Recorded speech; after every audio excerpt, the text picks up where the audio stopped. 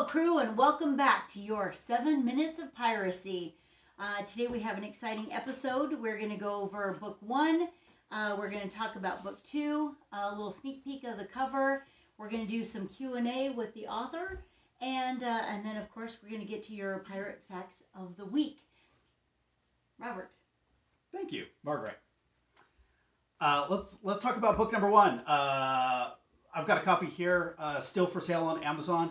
I hadn't been pushing the book a lot last month in October. I kind of figured we had hit the point where the book would kind of take care of itself and it would start selling and kind of trickling out there on its own.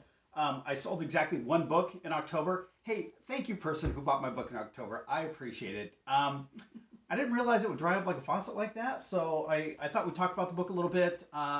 Hey, I encourage you guys to read it. I think it's a fantastic story. If you've been watching the channel, you know I'm a 911 dispatcher. I've heard a lot of drama, a lot of action, a lot of adventure over the last 30 years. I think 911 dispatchers make good storytellers, and I think it's a good story. So, if you're looking for a good book, if you're looking for a good book recommendation for somebody else, hey, I encourage you to take a look and absolutely give me some feedback. I'd love to hear your feedback. We're going to talk about book 2 right at the end, and we've got a sneak preview of the cover. But first, Margaret has 5 questions with the author. Bum, bum, bum. All right, we're going to just jump right into this. Jump right in. Yes, so what is your favorite part of the book? My favorite part of the book is probably Gerard ends up on an island, and the island's attacked by a group of pirates. It's one of his first opportunities to step up, show some leadership, show the skills that he learned back home as a hunter and a gamekeeper. It really works out well for him, but it's, for me, he's kind of protecting a child at one point. It was really emotional for me to write. I think it's a very intense scene, and I get a little choked up every time I read it. So it was very powerful for me, and I hope that comes across to you guys also. I think it's a great scene. I'll agree. Yeah? All right. Good. And inquiry minds want to know, is there romance in the book? Romance? Romance. Book 1. Yes, there is romance. There's romance in book 1. There's romance in book 2. I'm fairly confident there'll be romance in book 3. I'm not going to tell you who. I mean, you got to buy the book for that. But yeah, I think it's gonna. I think it's fun. I think it kind of gives you a little window into the the thoughts and the feelings of the characters, and I think it helps develop them a little bit more. So yeah, there's romance, and there's a little. You get to learn a little bit about them and their hearts. So yeah, sweet, good deal. Who is your favorite character and why? My favorite character is probably Lord Edward, one of the characters in the story. He's one of Gerard's mentors growing up. Not really based on anybody specific in my life, but kind of taken from some of the best qualities of several different people I know. The kind of person everybody wants in their life, somebody who motivates you, encourages you, kind of brings out the best in people, and is putting other people first. Really, a really positive character, and I like the. When I started writing the book, I thought I was going to have to kill him off early, but as it turns out, I didn't, and it ended up being a good decision. Good. I think so far. And how did you pick the ship's name, Tawny Main? The ship's name, Tawny Main. Yeah, it's funny you would ask that. Yeah, I would. I was originally going to name the ship something like Blondie or Goldilocks. I happen to be partial to blondes, so I didn't know if the name Goldilocks would go well on a ship, especially what might end up being a pirate ship. So the kids and I were in the car one day. We were brainstorming. We had the Thesaurus app open on the phone. We're looking at other words for blonde and honey and Goldilocks, and I think it was Emma who found the phrase Tawny Main. I liked it right away. I think it fits for a ship of the era, if you're talking 1800s. And I liked it. I went with it, and I'm still happy with it.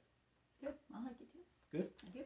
Okay, and then why did you pick the specific places for your ship to travel? It's the South Pacific. I think it kind of has a pull for everybody. Especially when you're talking about people of that era, they're out to explore the world, to find their own fortune.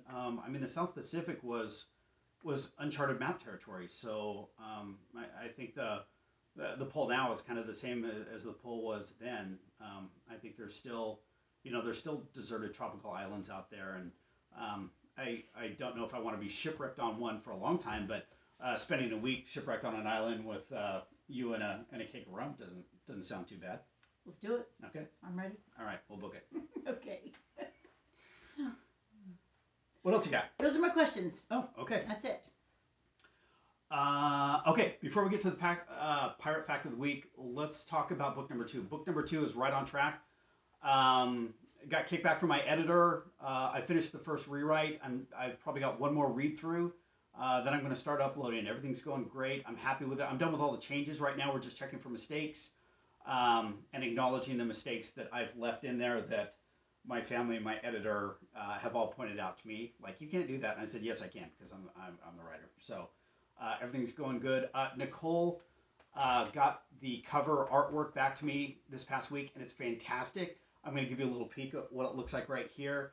I told her I wanted a tribal turtle with a very rough compass design on the shell. She came through. I love it.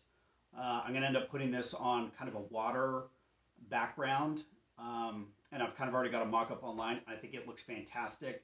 I'm hoping you guys like it too, but I love the tropical look. So moving forward with that. Okay, so let's talk about the Pirate Fact of the Week. Guest Pirate Margaret. Thank you.